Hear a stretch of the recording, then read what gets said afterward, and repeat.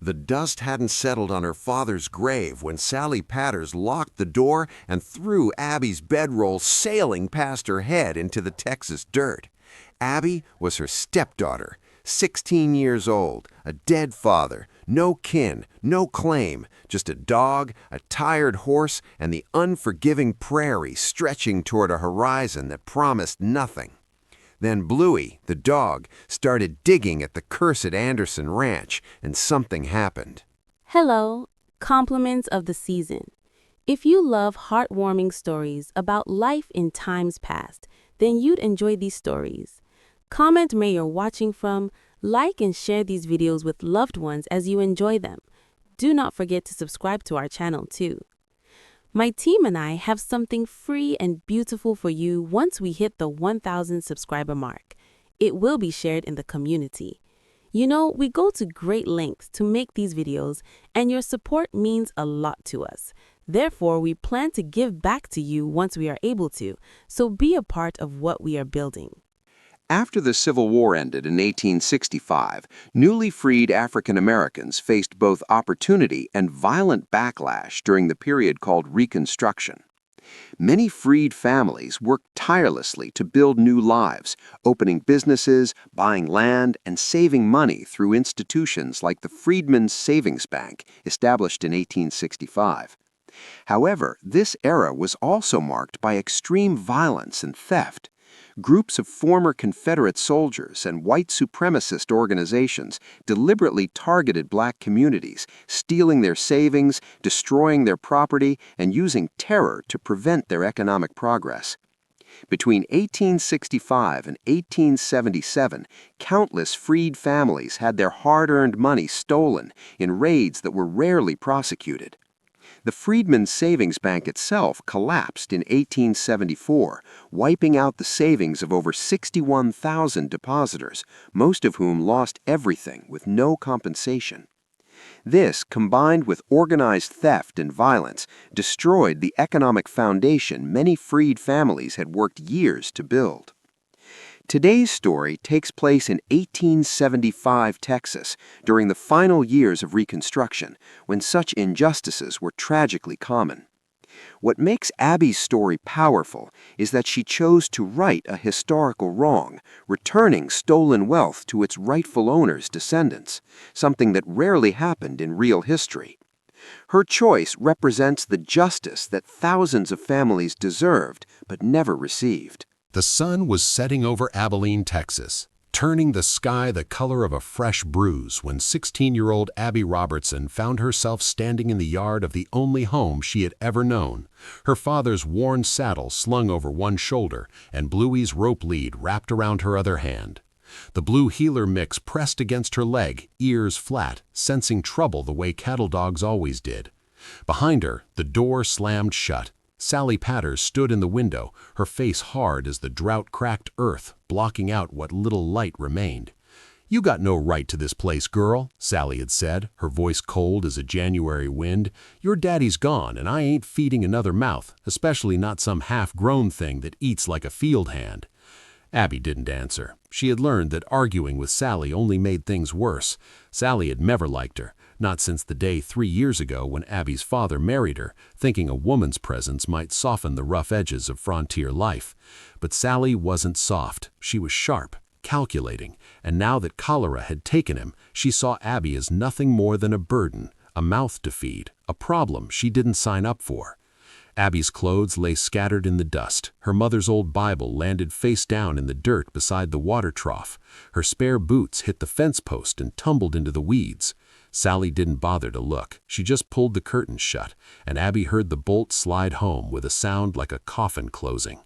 The neighbors watched. Mrs. Coleman peeked through her kitchen window. Old Mr. Briggs paused his evening chores, but no one came outside. No one asked if a girl and her dog needed help.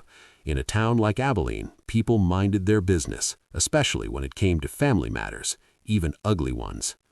Abby swallowed hard, her chest tight with shame and disbelief.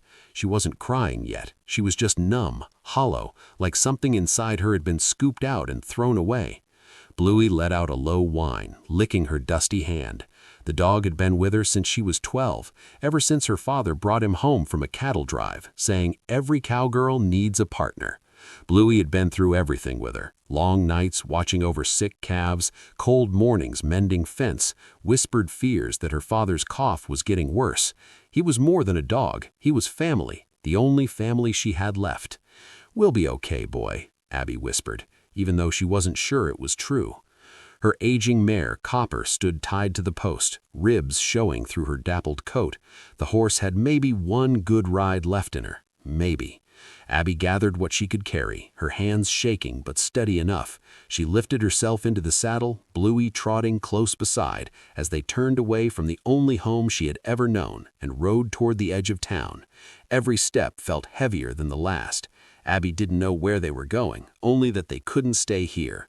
The sunset painted the prairie in shades of orange and red as a young cowgirl and her loyal dog disappeared into the vast Texas wilderness, carrying nothing but each other and a fragile hope that somewhere out there, a better life was waiting. The prairie stretched out endlessly in every direction, flat and unforgiving under a sky so wide it made Abby feel smaller than she ever had.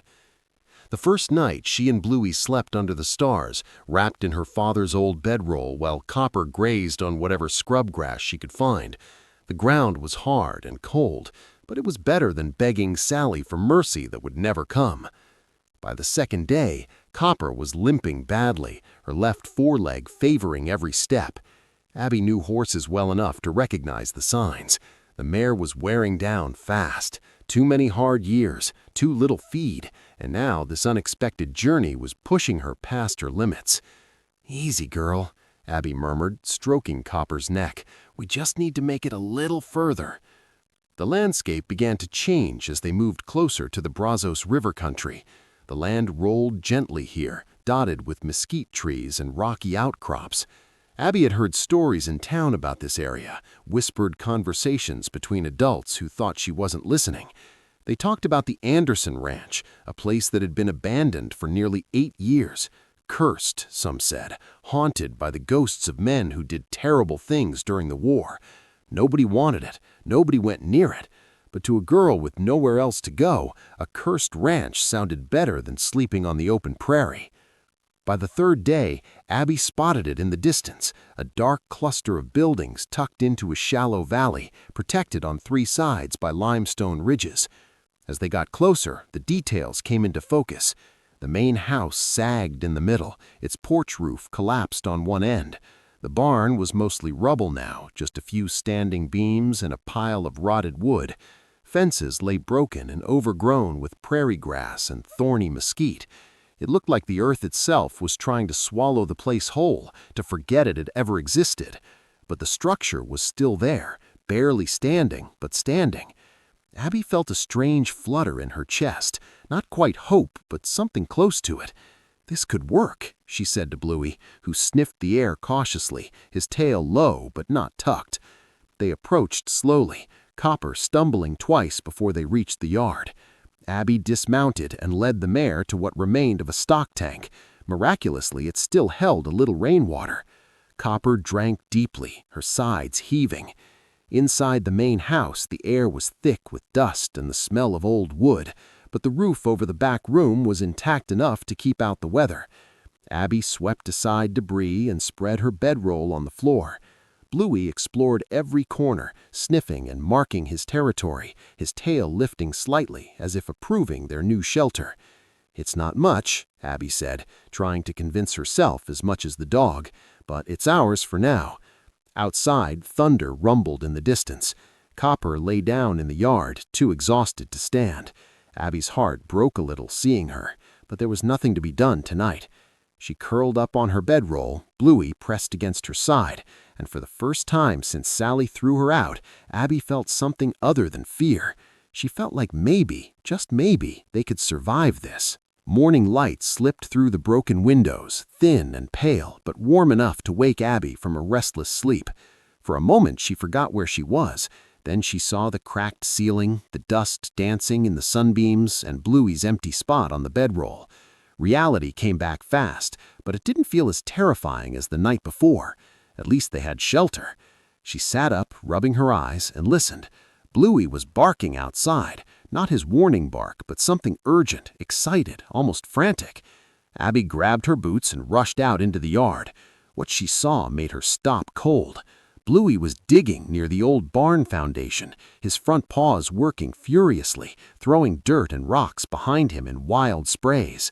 His nose was pressed to the ground, his whole body vibrating with purpose. "Bluey, stop!"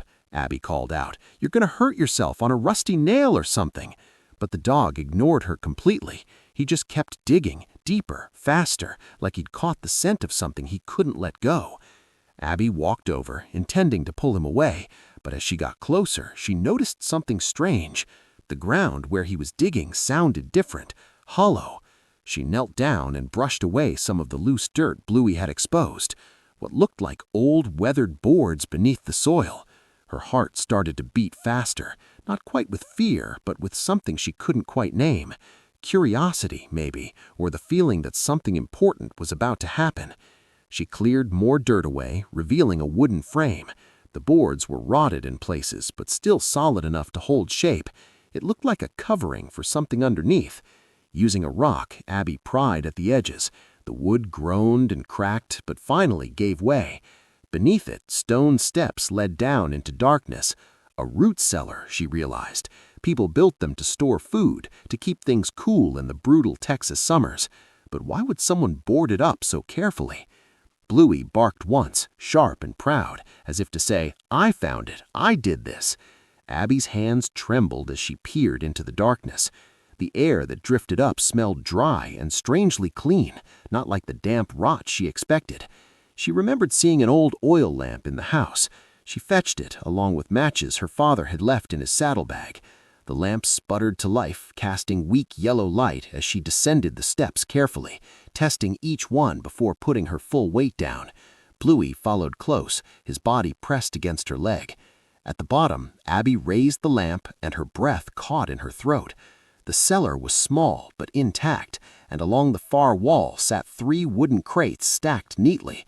Beside them, wrapped in oilcloth, was what looked like a leather journal. Everything was covered in a fine layer of dust, untouched for years. Bluey wagged his tail and barked again.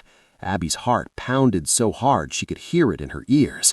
This wasn't just an old root cellar. This was something hidden, something someone wanted kept secret, and nothing would ever be the same again. If this story of courage and integrity has touched your heart, subscribe to the channel for more powerful stories about doing what's right when the world isn't watching. Abby set the lamp down on the dirt floor, her hands shaking as she approached the first crate. The wood was old but solid, held together with iron bands that had rusted at the edges. She knelt beside it and carefully pried open the lid. It groaned in protest but finally gave way. What she saw inside made her gasp. Gold coins, hundreds of them, gleaming dully in the lamplight, even through years of dust. Confederate currency mostly, but also Union double eagles and silver dollars. More money than Abby had ever seen in her entire life, more money than she could even comprehend. Her first thought was simple and desperate. This could save me. I could buy land, cattle, a future. Nobody could ever throw me out again. But something held her back from touching the coins. Something about the way they were packed, so carefully, so deliberately, like someone had been hiding them, not saving them. Bluey whined softly, his ears flicking back and forth. Abby moved to the second crate. This one held jewelry, pocket watches engraved with initials, rings both simple and ornate, lockets containing tiny photographs of people she didn't recognize, women in plain dresses, men in work clothes, children with serious faces staring at the camera. These weren't the belongings of wealthy plantation owners. These looked like the treasures of ordinary working people. The third crate made everything clear. Inside were stacks of documents, yellowed with age, but still legible, lists of names, amounts, locations, all written in careful script. At the top of the first page, someone had written, Marshall, Texas, April 1867, Freedmen's Savings. The names that followed were clearly those of freed black families, the Washingtons, the Carters, the Jacobs family, dozens more. Beside each name was an amount taken. Abby's stomach turned as she read further. There were also letters, receipts, proof that these families had worked and saved and earned this money legally, only to have it stolen from them. Then she found the journal wrapped in oilcloth and tied with leather cord. She opened it carefully. The first page was dated June 1867 and signed Captain J. Anderson. "I am dying," the first entry read, "and I must confess what I have done so that God might have mercy on my soul, though I deserve none." Abby read on, her horror growing with each page. Anderson and his men, former Confederate soldiers bitter about the war's outcome, had raided freedmen's settlements during the violent chaos of Reconstruction.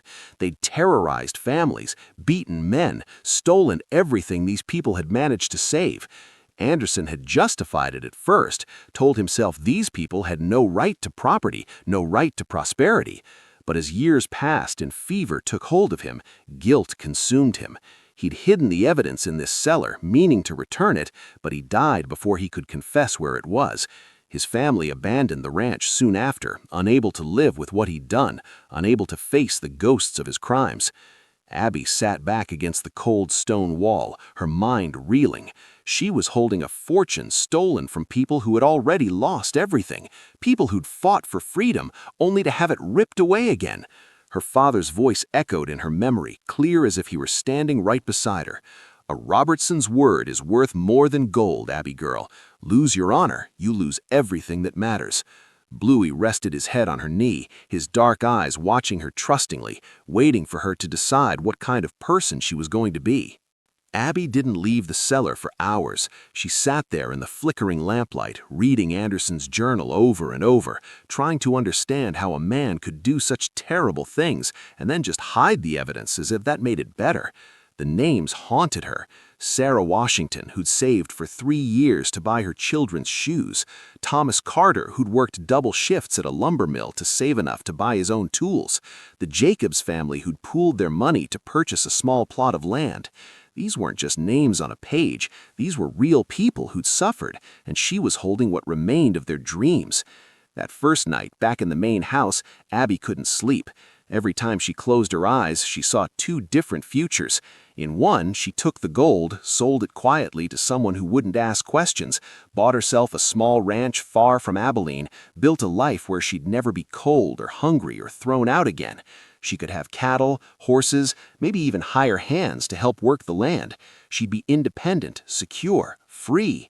In the other future, she saw the faces from those locket photographs, the woman with kind eyes, the serious children, the working men who'd earned every penny only to have it stolen by men like Anderson. She saw herself riding to Fort Worth, finding the law, doing what her father would have done, even if it meant staying poor, even if it meant she got nothing. Bluey watched her from across the room, his head resting on his paws, his eyes never leaving her face. The second day, Abby opened one of the lockets and stared at the photograph inside. A young black woman held a baby on her hip, both of them dressed in their Sunday best. The woman's expression was proud, dignified, full of hope for a future that had been ripped away. Abby's hands trembled as she closed the locket. Who was she? Who did that baby become? Did they survive? Did they ever know what happened to their family's savings? Her father had taught her to rope, to ride, to read the stars and survive on the frontier. But more than any of that, he taught her about character. "I've known rich men who were poor in spirit," he told her once, "and poor men who were richer than kings because they kept their word. Honor ain't about what you got, Abby. It's about who you are when nobody's watching, when it would be easier to do wrong than right." By the third night, Abby had made her decision. Her stomach was empty. She had maybe 2 days of food left. Copper had died that morning, and Abby had buried her behind the barn with tears streaming down her face. She had nothing, no money, no horse, no family, just Bluey and a clear conscience. She wrapped 1 gold coin in her kerchief as proof of what she'd found. Then she walked back down into the cellar and closed the crates. She'd come back with the law, with witnesses, with people who could help find the families these coins belonged to. It was the harder choice, the honest choice, and it was the only choice her father's daughter could make. Tomorrow, she'd start the long walk to Fort Worth. Tonight, she'd sleep knowing she'd chosen right over easy. The walk to Fort Worth took Abby 2 full days.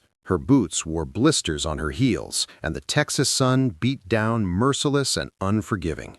But Bluey stayed close, and she kept moving, one foot in front of the other, carrying nothing but her father's canteen, the wrapped gold coin, and a few pages torn from Anderson's journal as proof. When she finally reached the sheriff's office on a dusty Thursday afternoon, she must have looked half wild, sunburned, limping, covered in trail dust. Sheriff Wade Hutchins glanced up from his desk and frowned. "Can I help you, miss?" "I need to report a discovery," Abby said, her voice hoarse from thirst. "I found something at the old Anderson ranch, something that was stolen." Hutchins leaned back in his chair, skeptical. "The Anderson place? That's been abandoned near a decade. What exactly did you find?" Abby unwrapped the gold coin and set it on his desk, along with the journal pages. "Confederate gold," she said, "and Union currency, too. Jewelry, documents. It all belonged to freed families that got robbed during Reconstruction. I found Captain Anderson's confession. He wrote down everything." The sheriff's expression shifted from doubt to sharp attention. He picked up the coin, examined it, then read the journal pages. His jaw tightened. "You're telling me there's a cache of stolen property out there, and you just walked 2 days to report it instead of keeping it?" "Yes, sir," Abby said, "because it's not mine. It belongs to the people it was taken from, or their families if they're still alive." Hutchins studied her for a long moment, then called for his deputies. Within an hour, a group of 5 men rode out with Abby back toward the ranch. She rode behind Deputy Frank Garrett on his horse, her legs aching, Bluey loping alongside. When they reached the cellar and Hutchins saw the crates for himself, his face went grim. "This is real," he said quietly. "This is evidence of a crime, maybe the biggest theft case I've seen in years." He turned to Abby. "You did the right thing coming to me, Miss Robertson. Not many folks would have." The next weeks moved fast. Hutchins brought in a federal marshal named Clayton Torres, who specialized in Reconstruction-era crimes. They documented everything, photographed the crates, cataloged each item, contacted historians and government officials in Austin. Newspapers picked up the story. "Girl finds stolen fortune, returns it to seek justice," the headlines read. Reporters came asking questions. Abby told them the same thing every time. It wasn't mine to keep. Meanwhile, Hutchins offered Abby a place to stay with his family. His wife Emma was kind, feeding Abby proper meals, mending her worn clothes, treating her like she mattered. Their 2 young sons followed Bluey around the yard, fascinated by the loyal cattle dog who'd helped make the discovery. The hardest part was waiting to see if any descendants of the robbed families could be found, waiting to learn if her choice to do right would lead to anything more than just being poor and honest. But Abby slept soundly every night, knowing she'd honored her father's memory, and that was worth more than all the gold in Texas.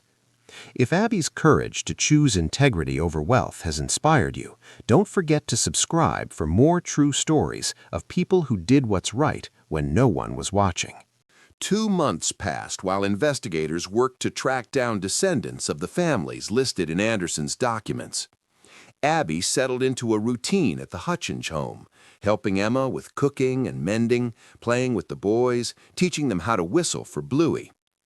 The dog had gained weight and his coat shined, healthier than it had in months. Abby herself looked different too. Her cheeks had filled out, her clothes were clean, and her eyes had lost that haunted, hollow look she'd carried the day Sally threw her out. Then, one afternoon in late October, a rented buggy rolled up to the Hutchins property. Abby was hanging laundry when she heard the wheels crunching on the gravel drive. She turned, and her stomach dropped. Sally Patter stepped down from the buggy, dressed in a nice brown traveling dress, her hair pinned up neat, her face painted with a smile that didn't reach her eyes. "Abby, honey," Sally called out, walking toward her with open arms. "I've been looking everywhere for you." Abby stood perfectly still, clothespins in her hand. Bluey trotted over and positioned himself between them, a low growl rumbling in his chest. "What do you want, Sally?" Abby said, her voice flat. "Now is that any way to greet family?" Sally's smile twitched but held. "I know I was harsh before. I was grieving, your father. Wasn't thinking straight. But I've had time to reflect, and I realize I was wrong. You should come home. We can work things out." Abby stared at her, really looked at her. Sally's eyes kept darting to the house, to the yard, calculating, assessing. The newspapers had run stories about the discovery, about Abby's finder's fee that would likely be awarded by the state. Word had spread across 3 counties. Sally hadn't come out of love or regret. She'd come because suddenly Abby was worth something. "You didn't want me when I had nothing," Abby said quietly. "You threw my things in the dirt and locked the door. You told me I had no right to my own father's home." Sally's expression flickered, annoyance breaking through the sweetness. "That was different. You were being difficult. Sally took a step forward. Bluey's growl deepened, his hackles raising. "You only want me now because you heard about the reward," Abby continued, her voice growing stronger. "You don't care about me. You never did. You just see another meal ticket, another way to get something you didn't earn." "That's not fair," Sally snapped, her mask slipping. "I took care of you for 3 years. 3 years!" Abby felt something hard and sure settle in her chest. "You took care of me?" she repeated. "Or you tolerated me while my father was alive. The moment he was gone, you couldn't wait to be rid of me. And now that there might be money, you show up calling me family? Family doesn't throw each other out into the dirt." Emma Hutchins appeared on the porch, her arms crossed, her face stern. "I think you should leave, Mrs. Patters." Sally looked between them, her face flushing red with anger and humiliation. "Fine," she spat, climbing back into the buggy, "but don't come crying to me when that reward money runs out." The buggy pulled away, kicking up dust. Abby watched it go and felt nothing. No anger, no sadness, just a quiet certainty that she'd outgrown the girl who'd once been afraid of Sally Patters. Bluey pressed against her leg, and she scratched behind his ears. "We're okay, boy," she whispered, and for the first time, she truly believed it. 3 weeks later, on a crisp November morning, Abby stood in the Fort Worth courthouse wearing a simple blue dress Emma Hutchins had made for her. Bluey waited outside with Sheriff Hutchins, tied to a post in the shade, his tail wagging whenever someone walked past. The courtroom was packed with people. Reporters, government officials, lawyers, and 3 families who'd traveled from different parts of Texas to be there. The Washingtons had come from Fort Worth itself. An elderly woman named Ida Washington, her son Benjamin, and his 2 teenage daughters sat in the front row, dressed in their finest clothes. Ida's hands trembled as she clutched a worn Bible. The Carters had traveled from Dallas. Thomas Carter, a blacksmith in his 40s with strong, weathered hands, sat beside his wife Ruth and their young son. They kept glancing at the documents on the table as if afraid they might disappear. The Jacobs family had made the journey from Waco. Samuel and Mary Jacobs, both in their 60s, their daughter Grace sitting between them, holding both their hands. All 3 had tears in their eyes before the proceedings even began. Judge Harrison Caldwell called the room to order and explained what was about to happen. Through the diligent work of Sheriff Hutchins, Marshal Torres, and various historical societies, we have verified the identities of descendants from families robbed during the violent Reconstruction period of 1867. The items recovered will be returned to these families along with a formal acknowledgement from the state of Texas of the injustice done to their ancestors. He paused, looking directly at Abby.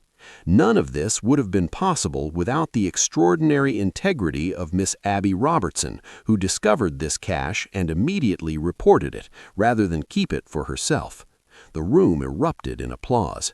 Abby felt her face flush hot. She wasn't used to being noticed, wasn't comfortable with praise. She'd just done what her father taught her. One by one, the families approached the table to receive what had been stolen from their ancestors. Ida Washington was first. Her son helped her stand and walk forward. When the marshal handed her a ledger showing what had been recovered and a bank draft for the returned funds, Ida's legs nearly gave out. She reached for Abby, pulling her into a fierce embrace. "Child," Ida whispered, her voice breaking. "You gave us back more than money. You gave us back our ancestors' dignity. You proved that someone cared about what happened to us, that we mattered." Abby hugged her back, tears streaming on her own face. Thomas Carter shook her hand, his grip firm and grateful. "My great-grandfather, Thomas Sr., worked himself nearly to death saving that money," he said. "They beat him when they took it, told him he had no right to keep what he earned. Thank you for proving them wrong." The Jacobs family presented Abby with a handmade quilt pieced together in a star pattern. "This is for you," Grace said, "so you'll always remember that doing right matters, that you made a difference." Then Judge Caldwell addressed Abby directly. "The state of Texas awards you an official finder's fee in the amount of $1,500. It's not the full value of what you found, but it represents our gratitude for your honesty." Abby accepted the bank draft with shaking hands. It was more money than she'd ever imagined having, enough to build something real, something lasting. As she left the courthouse that day, Bluey jumping up to greet her, she felt something she hadn't felt in months. Peace. 6 months later, the Anderson Ranch looked nothing like the broken, cursed place Abby had stumbled upon that desperate night in the rain. The main house had a new roof, sturdy and tight against the weather. The porch had been rebuilt with fresh cedar planks, and the windows now had real glass that caught the morning sunlight. 3 small cabins stood where the old barn had collapsed, each one simple but solid, with wood stoves and proper beds. A vegetable garden stretched out behind the main house, already showing the first green shoots of spring, and a new corral held 4 horses, including a young buckskin mare Abby had named Clover. Abby stood on the porch, watching as a wagon approached down the newly cleared road. Beside her, Bluey sat alert, his tail wagging slowly. The dog had grown sleek and confident, his coat glossy, his eyes bright. He still patrolled the property every morning and evening, as if guarding something precious. The wagon carried a widow named Catherine Hayes and her 2 young children fleeing an abusive situation in San Antonio. Sheriff Hutchins had sent word a week ago, asking if Abby had room. She did. She always would. "Miss Robertson," Catherine said, climbing down carefully, her daughter and son clinging to her skirts, "I don't know how to thank you." "Just call me Abby," she said, helping unload their few belongings, "and you don't need to thank me. We all need help sometimes. I know I did." The main house now served as a common area where residents could cook together, share meals, and find company in the evenings. The cabins provided privacy and safety, a place where women and children cast out by circumstance, cruelty, or bad fortune could catch their breath and figure out their next steps. Abby called it Second Chance Station, and already word was spreading across Texas. 2 other women lived there now. Rachel, a young woman escaping a violent husband, and Margaret, an older widow who'd lost everything in a fire. They helped each other, mended fences together, planted seeds together, taught the children to read and cipher at night. Abby still slept with her father's saddle hanging on the wall and Anderson's journal locked in a trunk. She'd kept it as a reminder that choices mattered, that one person's integrity could echo forward, changing lives beyond their own. Bluey slept at the foot of her bed, gentle with the children but protective of everyone under their roof. As the sun set that evening, painting the Texas sky in shades of gold and crimson, Abby sat on the porch steps, watching the children play in the yard. Catherine and Rachel were preparing dinner, their laughter drifting through the open windows. Margaret was teaching young Timothy Hayes how to whistle for Bluey.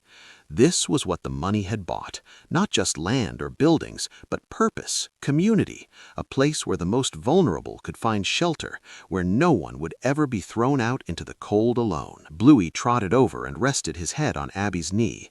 She scratched behind her ears and thought about that terrified girl who'd ridden the way from Abilene with nothing but a dying horse and a loyal dog. She'd been so scared, so certain the world had nothing left to offer her.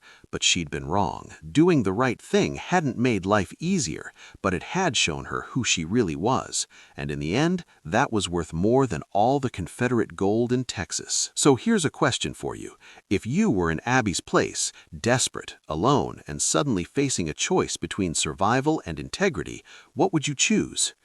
Abby chose honor, and that choice gave her something no amount of money ever could: a legacy of compassion, a home built on doing right, and the knowledge that she'd made the world just a little bit better. If this story of courage and choosing what's right over what's easy has moved you, subscribe to the channel for more powerful tales about ordinary people who did extraordinary things when no one was watching. If you enjoyed this latest story on life in the Old Wild West, then I'm sure you will love the next one coming up.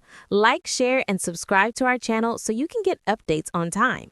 Did I tell you we post new, exciting, heartwarming stories daily? Subscribe now to join us so you won't miss any new stories.